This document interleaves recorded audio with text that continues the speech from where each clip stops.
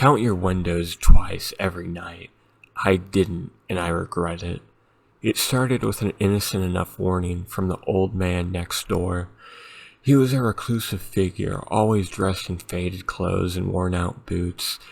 He had gray stubble that covered most of his face, like a second layer of skin.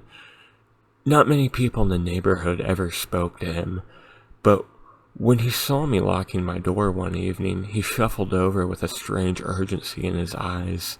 He said, "You live alone now, don't you?" His voice was raspy, like he hadn't spoke to another human in days. "Yeah," I replied, a bit uneasy but polite. Why do you want to know?" I added. He leaned in close with his breath hot with the scent of whiskey. "You better count your windows twice every night before bed," he said, his eyes narrowing. "Make sure they're all closed and locked. If you don't, well, let's just say it ain't gonna be good for you." I laughed awkwardly, unsure if he was joking or just drunk. I said, "Sure, I'll do that."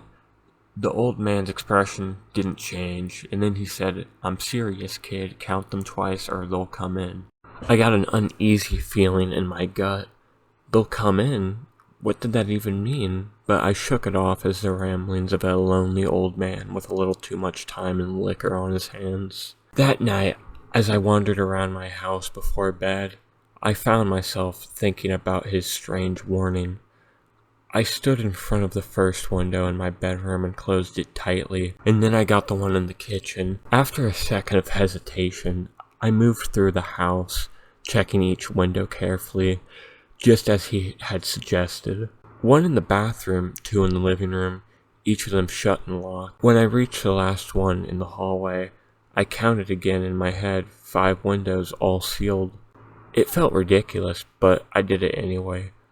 Twice, just like he had said. Nothing happened that night, of course, but over the next few days, I couldn't shake the feeling that something was off. I noticed subtle signs.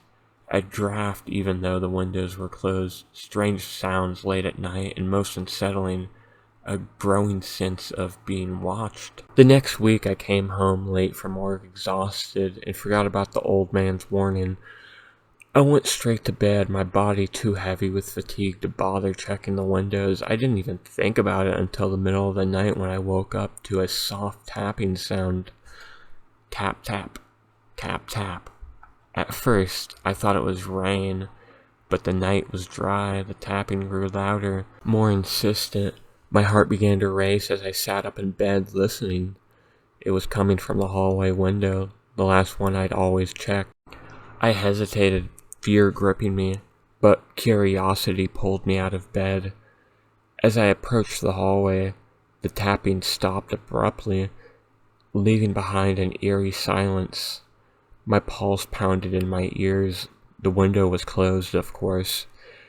It was, but as I reached for the lock, I saw it. A handprint on the glass. It wasn't mine, it was someone or something else's. Something that shouldn't have been there.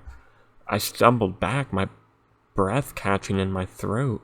The handprint was too large, too distorted. It pressed against the glass from the outside as though something had been watching me. Frantic, I ran through the house, checking every window, counting them twice, just like the old man had warned, but the windows were all closed, all locked, yet the feeling that something was wrong persisted, stronger than ever.